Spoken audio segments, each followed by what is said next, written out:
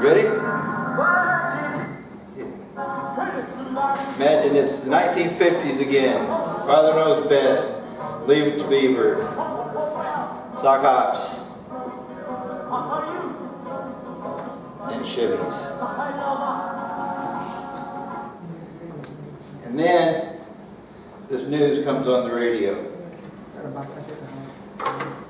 In the news today, a lobbyist for a regional division of Planned Parenthood says a doctor and a mother should be allowed to decide to kill an unborn who survives an abortion. The Planned Parenthood comments came at a recent Florida legislative hearing. Lawmakers were stunned, asking the same question over and over. If a baby is born on a table as a result of a botched abortion, what would Planned Parenthood want to have happen to that child? Snow responded, "We believe that any decision that's made should be left up to the woman, her family, and the physician." Now, chances are you've never heard this news story before. This really happened 5 weeks ago. Mm-hmm. How did we go from 1950s sock hop carefree time to this? The devil is really sneaky. That's the way he works. He introduces it real slow. You remember, when back in Father Knows Best days and stuff like that, when they kissed, they just kind of pecked on the lips, and then somebody, kissed really romantically, and now anything goes on TV. He works real slow. James 4:17 says, "Whoever knows the right thing to do and fails to do it, to him it is a sin." How would you like to answer God when he says, "Why didn't you do something?" Don't let the Haeckel's embryos fool you. That's fake. They've known it since just a couple of years after he drew those embryos. Everybody's seen it. They haven't taken it out of the textbooks, but it's fake, and they've known it for years, for many years. A couple years ago, I was taking a biology class, and I was amazed at how fast the little babies develop. After 5 weeks, they have a heartbeat. After 8 weeks, they have little fingerprints. They look like little gummy bears inside there. It really came as a shock to me. The devil really has the wool pulled over our eyes. In the next few minutes, we'll talk about how abortion got into the picture and how it became what it is today. Gene Burns wrote a book entitled Moral Veto. And he says that abortion's been going on for a very long time. They had anti-abortion laws on the books in the early British colonial days in the 1700s. The first anti-abortion law was written in the United States in Connecticut in 1812.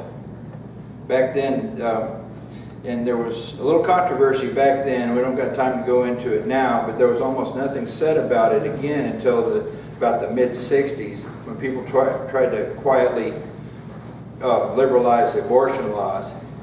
And about the mid-60s, it started to be a stink. And then in 1973, the infamous Roe versus Wade, the way he wrote that, it says, overruled most state laws restricting abortion.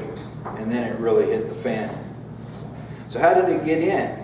Well, it was the way the argument was framed. It was framed as a medical issue. And now today it's framed as a woman's choice of what to do with her body. It's never mentioned as murder. It's called pro-choice. It's the way the argument is framed. And that's the way it's been going on. And even in the 1800s, it was never framed as a moral issue, even though there were doctors back then who realized that abortion was murder. Is abortion wrong?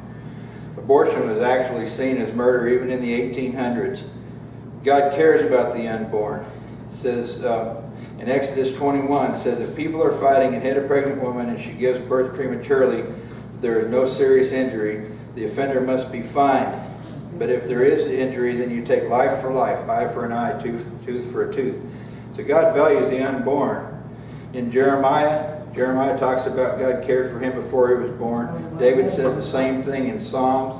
And Romans 9:11 says that God knew Esau and Jacob and preferred Jacob even before they were born. Are we to blame?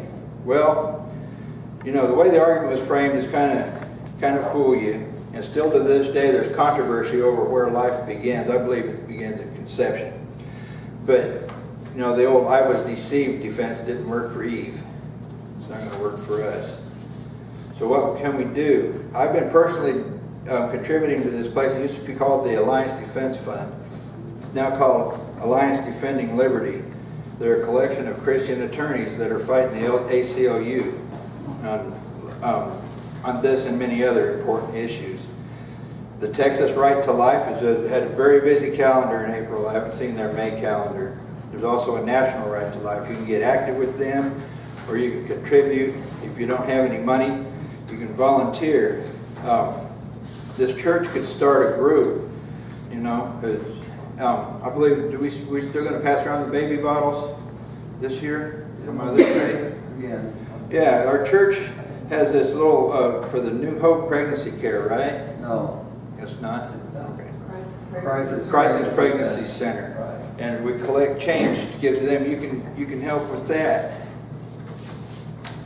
Bottom line is, there's no excuse not to do anything.